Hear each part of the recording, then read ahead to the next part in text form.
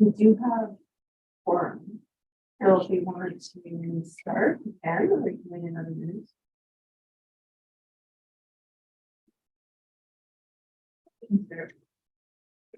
Okay.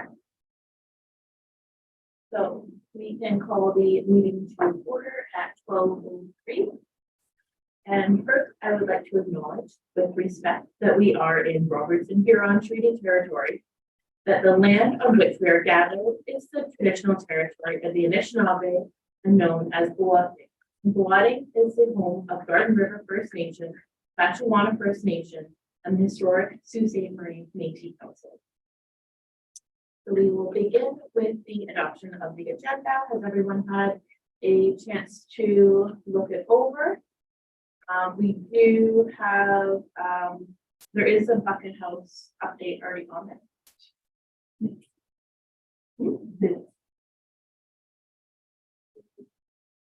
Oh, sorry, the minutes first.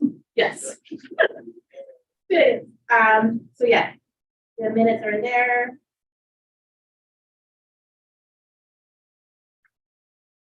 Are there any changes to them, or are they good?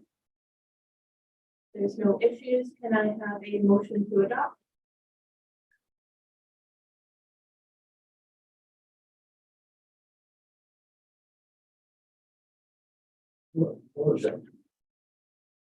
And then a seconder.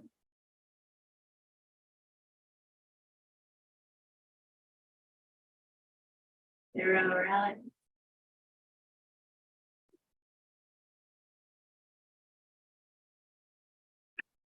Can I second? You can second. Okay, I'll second. And then all in favor? All right, and any declaration of pecuniary interest? Okay. All right, now on to the adoption of the agenda.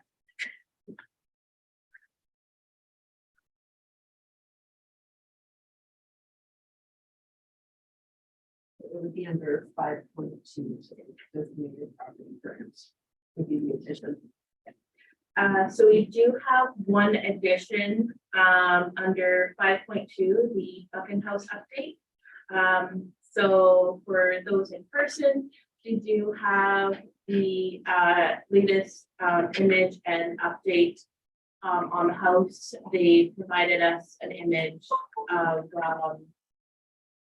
adding the new logs on, so we can see sort of that process starting. And then I think for those virtually, Virginia will be able to share. Yes, sir. So are there any other additions or anything like that to the agenda? And I have a motion to adopt. I'll second. So Kelly, then all in favor. Good. All right, so moving on to business arising. First off, we have 54 Summit Ave. So in the agenda packet, you will see that we have completed the assessment of 54 Summit. So Alex and I drew it up together with the help of Joe. So you can see that we have sort of written here that it's nicknamed the Gables. That's one of the ones that the family named it. So we just thought we'd keep it with that, just so sometimes it's easier to refer to a place as the name rather than the address. So we just have that in there. And you can see how we sort of outlined the different features, and we have some photos showing them there.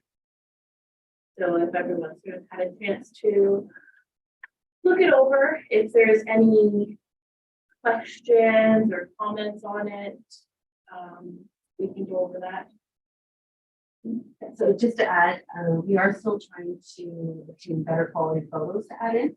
So we'll be looking at adding those in. The original package we received had the photographs all compiled together. So that'll be one addition, is just higher quality photos.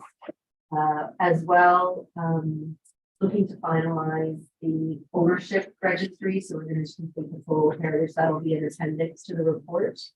And yeah, other than that, it's, you know, pretty much in its final stage with a few minor amendments. The map is completed, and then from there we'll be taking it to city council for if the committee moves forward with the resolution today to recommend that it's designated based on the information.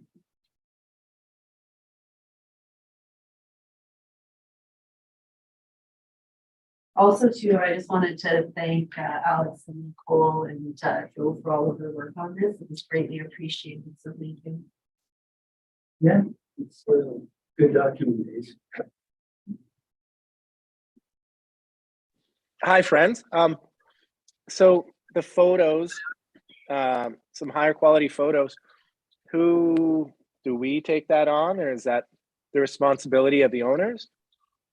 What I'll do is following this committee meeting, and if it's approved at the committee meeting, I'll follow up. I'll send Ian and Catherine an email, or I'll give them a call just to let them know that it's moving to the next phase and that we're hoping to add some of the original digital photos into the documentation. Great. So there's no real questions or anything on it. Can we have the motion to resolve that the Sault Ste. Marie Municipal Heritage Committee approve the draft designation report for 54 Summit Ave, and that the report be finalized, and further that a report be brought to City Council recommending that 54 Summit Ave be designated under Part 4 of the Ontario Heritage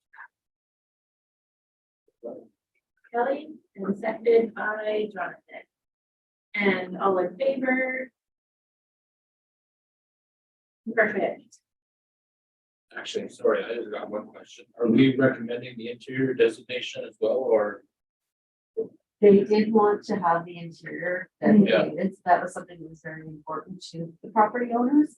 I don't know what we had discussed previously, that there are some difficulties from a municipal heritage committee and staff standpoint on ensuring that those features do remain designated. So that is one of the challenges, but I think they wanted to have it noted, and then hopefully if they do sell the property, that the new owners would be really good stewards and take the features, because they have done a beautiful job maintaining that original character, and the woodwork is beautiful in that property.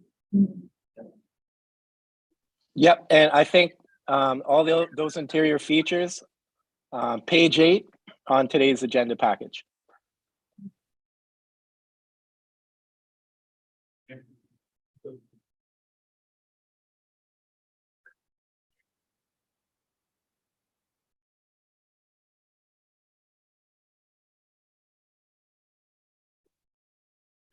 And then now moving on to the Buchan House updates. Just pulling it up here. And then, so there you can see it on your screen. So you can see how they added the new logs on there. And there is a note under the image that reads, "It hasn't been chinked yet as the logs were cut green and the pitch has to sweat out and shrink. The first round of Boracol has been applied and it needs another application in a few weeks." So as you can see, the logs are in there. So they pretty much just want to wait till the logs dry up and shrink a bit, because if you put the chinking in right now, it'll shrink and then the chinking won't fall out. And then also the Boracol, as mentioned last time, is sort of the mold insect sort of protector that they'll put on that, just to ensure that the wood will last a lot longer. So that's sort of the update that we can see here. This is still where the house is in its original location, so they were doing these repairs first. One, because they want to get them done, get it stabilized, and then two, they still have to find somebody that will be able to move it. So that's sort of where Bucket House is at. And just to add to that, the report did go to council, with the recommendation that the Municipal Heritage Committee was supportive of the mill.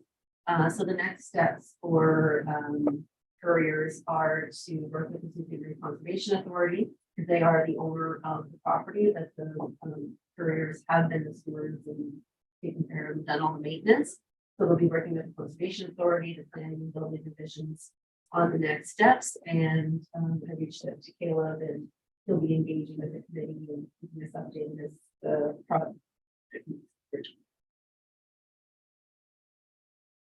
So is there any other questions right now that we have about the Bucket House?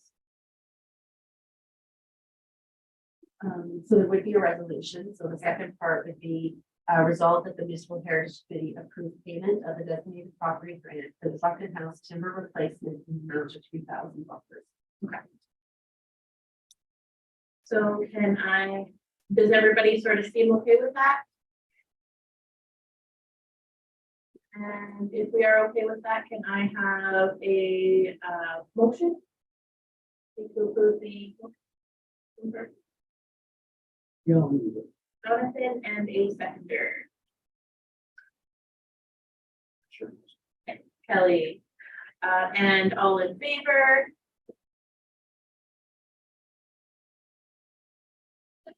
Okay, perfect. All in favor. All right, so next, moving on to the doors open. So I have been in contact with the doors open. I have the login so we can go and start to piece everything together. I did have a meeting last night with Joe to sort of go over maybe what sites we want to include this year, because it'll be a little bit trickier this year because as it is digital, it'll be trickier for some people to do.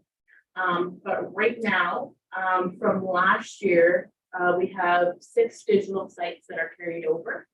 So we have the conservatory, the Bush Plain, the Canal District, the Old Stone House, the museum, and the downtown walking tour. That's the On the Spot app. So the Bush Plain,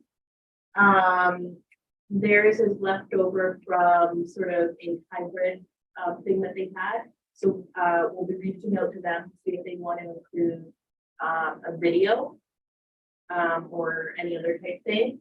The conservatory and the Canal District have their promo videos from last year, so we're going to be reaching out to them, seeing if they still want to have that up there. I don't really think they'll have a problem with that. And then the museum, we're keeping the same video we had last year. We might have a couple more.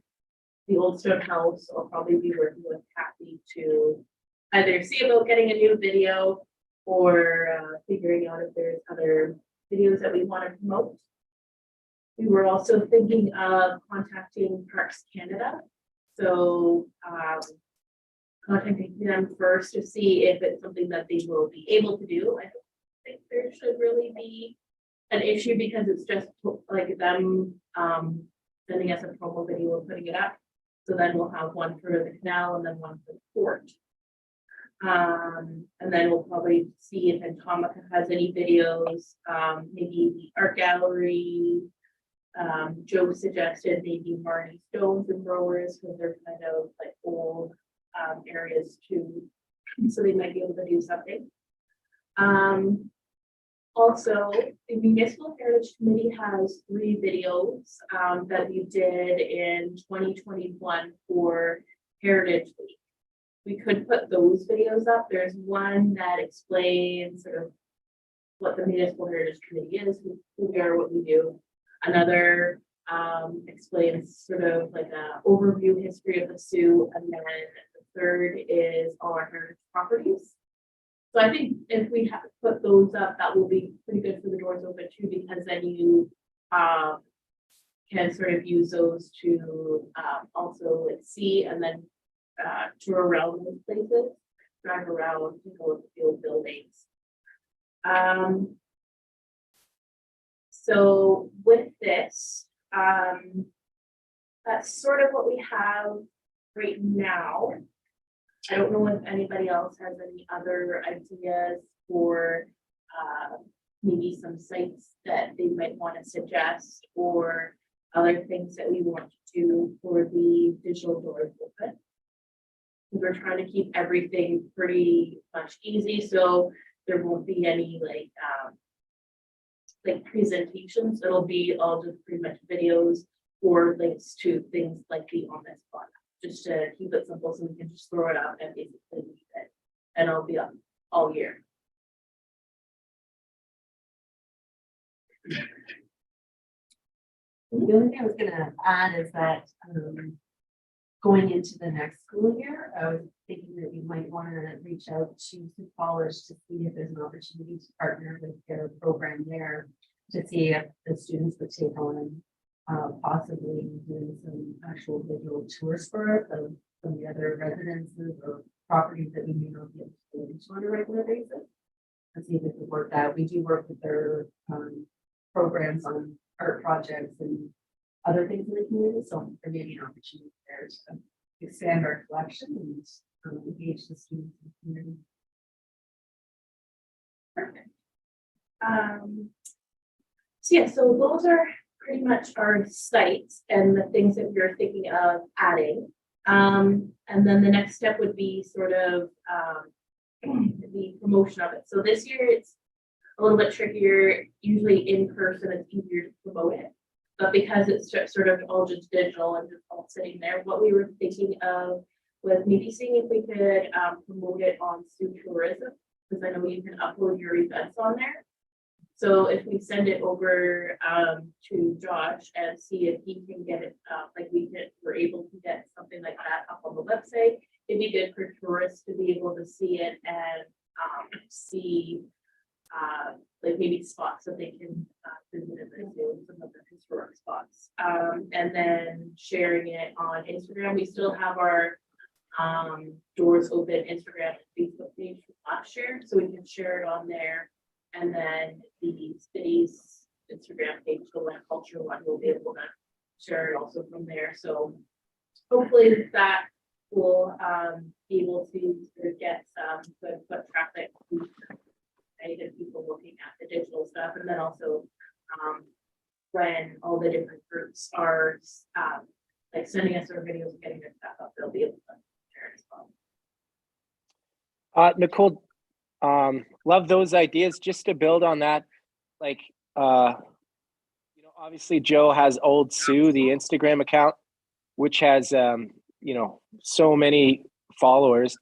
Like, can we piggyback off of his account? Like, how does that work? And do we have a budget to pay to increase? Like, I don't know what the followers are on our Doors Open or the Sioux Tourism. But if we have budget to pay to promote those ads, that might also help, awareness and eyes. Have too much of a budget for it, but if we share it on the, like, if we post a lot of the information on our Doors Open page, everybody else will be able to share it. So if like the city's Facebook page shares it, the city has a huge following, so they'll be able to see that, which will help drive up traffic and followers to our Facebook page. So there's things like that. Yeah, and I think Alex, and I correct me if I'm wrong, I know Kathy does some of it, but I think it's about $40 to $50 to do a boost. Yeah. We would have the money to do it if we Okay. want to. So Okay. yeah, so we can absolutely look at doing it and just talk about the timing of to boost those ads. So yeah, I think that works, and it's definitely within the budget. Yeah, okay. And then also I was talking with Joe, and we were actually thinking of maybe doing a little thing for Old Sioux, so he can like compile something together to put it up on the website. So not only will he be sharing it like on his social medias, but he'll be putting something up there too, just because I thought it's another neat sort of historical thing to explore. And I think we could cross promote during culture days as well, so that'd be another opportunity. Because it might be good to save the boost of culture days. because right now we could do a boost, but it's sort of hard to figure out for a boost of, what the tourists are sort of most likely to see. So right now we're looking to hit more of the tourist aspect, and it's sort of hard to gauge like who the tourists are trying to reach. But if we save it till culture days and we boost it out, then we know that our main group will be sort of everybody local. So that way, those like everybody who like is here will see it and then come. Because it's the tourist isn't as big, then it's more of a local tourist.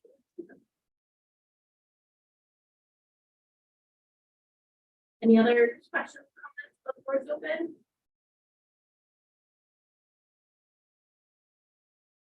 Okay. Now moving on to the subcommittee and task force updates. We have the heritage tree. So we haven't made a ton of progress on that. We have, I think, timing wise for our parks cruise, it's probably gonna get pushed to fall because they're closest, right? All of the parks running this summer. But I did have one of my students start research, looking through the Ontario Forestry website. There is a heritage tree program in Ontario. We do not have any listed for Sault Ste. Marie on that website, so we went through that. Was anybody able to attend the walking tour? No. So I don't know who the gentleman was that did it, but I'm wondering if maybe see if you share the content.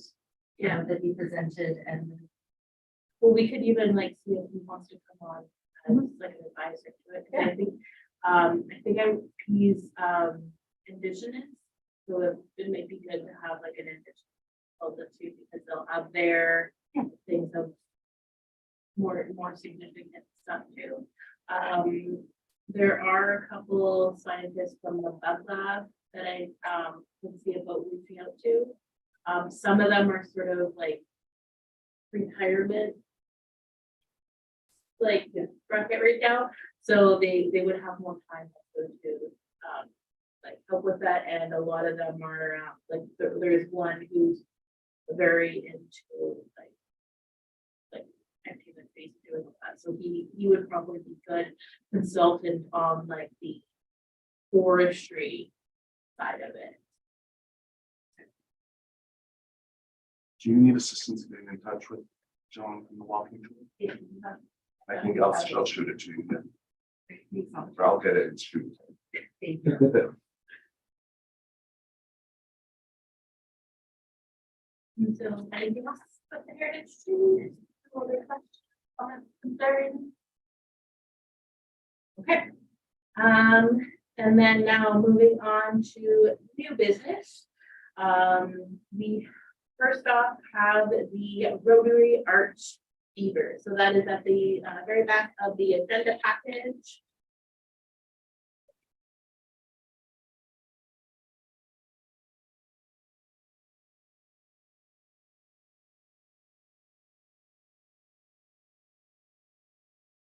okay, so Mr. Pollock approached the city and he came to the office to share some information about the beaver that was originally included on the arch.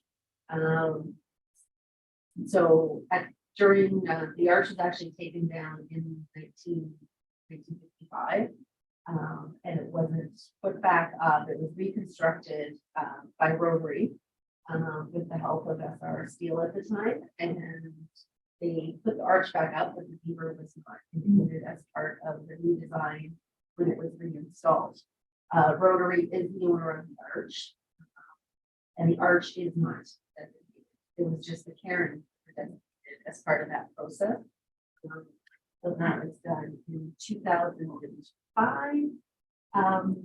So yeah, so he inquired about looking to see to have the beaver included back on to the arch, which would, if that's something that we wanted to look at, we would start to engage with the Rotary Club. As the first step as the arch. So yeah, so it's here for discussion, comments. Well, this gentleman actually reached the museum for us to go through and look at people's pictures to see if we could find them. So he found some designs that his grandfather had, and then also the images of the original, like, figure of the art. So we have all that. So if we did look at going forward with it, we do have sort of that basis to go off of the design and then how it actually looks like on top of the art and things like that. So if people think it's a good idea to go ahead and add this sort of back in, what do we think about it? Do we think it's sort of something to go ahead with, or do we want to sort of look at, like, right now contacting them, seeing if it is possible, and then also what the expense of that would be? We sort of go ahead with that first to get a little bit more information in that sense going forward.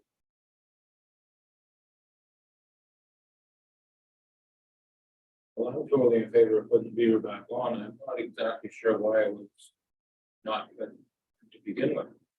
I'm like when I designated the Karen, I remember putting drawings in the designation report. Yeah. And I think the beaver is on the drawing. There are pictures from the original arch, when the actual arch was there, that did have the beaver as part of that, and the background on Mr. Buxton was included in that definition. Yeah. As to the redesign and, the direction that they went this time, we have to, obviously, we have to reach out to Rotary and start that discussion. So, But I got no problem putting the beaver back on. It looks kind of weird without it, to be honest. So where is the original beaver? It was taken down off. The arch was removed in 1955. Yeah. So it was reconstructed in 2010 and installed in 2011. So as far as what happened to the original arch, So this would have to be. it would have to be recreated, yeah.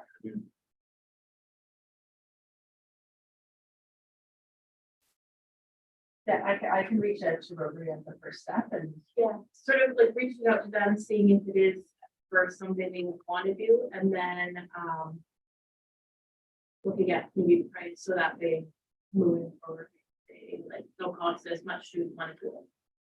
Think that maybe a good 2 steps. okay, sounds good.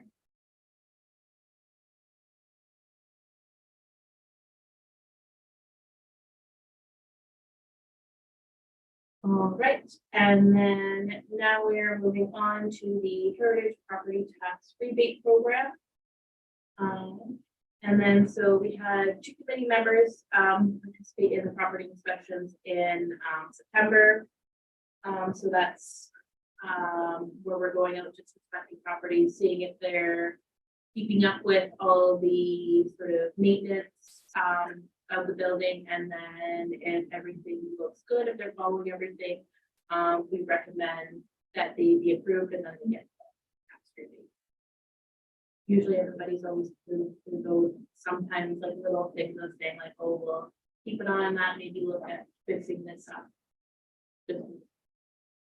Yeah, and I was hoping to get the resolution now so that they can do a poll in early September, so we can try to target those inspections before the weather gets too cold. I'll do it. It could be a long day. So.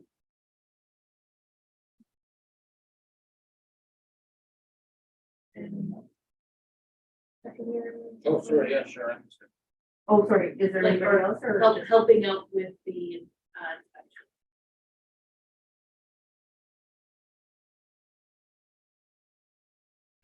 It'll come along.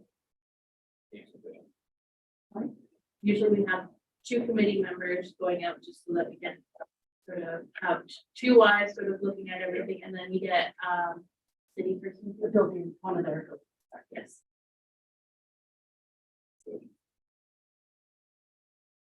And they have all the official city here so that not just weird people walking on properties.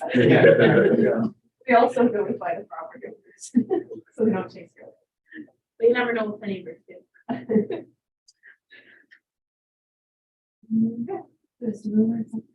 And then, so can we have a mover to resolve that myself and Kelly will be inspectors?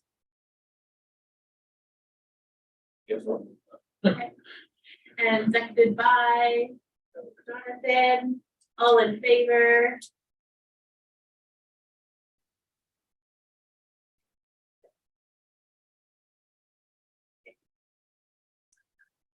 All right, and so next we have the Heritage Awards, so we will be moving into a closed section.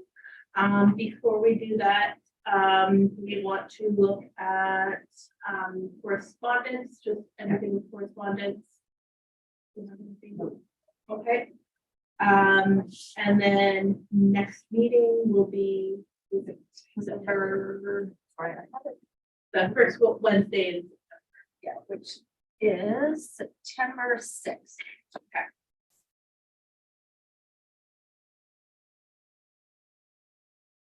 Yes, we do have the summer off, so we will be meeting back in the fall. All right, so now I guess we can move into the closed session. Everything's good. Okay, so can I have a mover to resolve that this committee proceed into closed session to discuss potential recipients of the Municipal Heritage Award, and further be resolved that should be said in the closed section be adjourned. The committee may convene in closed session to continue to discuss the same matter without the need for a further authorized regulation. And seconded by, Oh, is Sarah gonna? so that's just your mouth. Oh, that's her nose.